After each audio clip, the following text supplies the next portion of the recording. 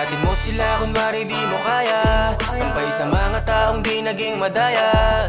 Gaganap tayo hanggang maging bida sa istorya, basta tunay lang ang dapat ipakita. Relax ka lang, makukuha yan kahit na dahan-dahan. Makipagpaligsahan di mo yan kailangan, mas maraming magugulat pag nanalo nang di nakipagpustahan. Ako sa'yo, kalmahan mo lang, mga problema sa tawa mo idaan. At mas mabuti kung mag-isa ka lang, mga di naniwala ay gulatin mo na lang. Kung isipin na posible, madami nang nadali at nang hinayang dahil nga hanggang doon na lang.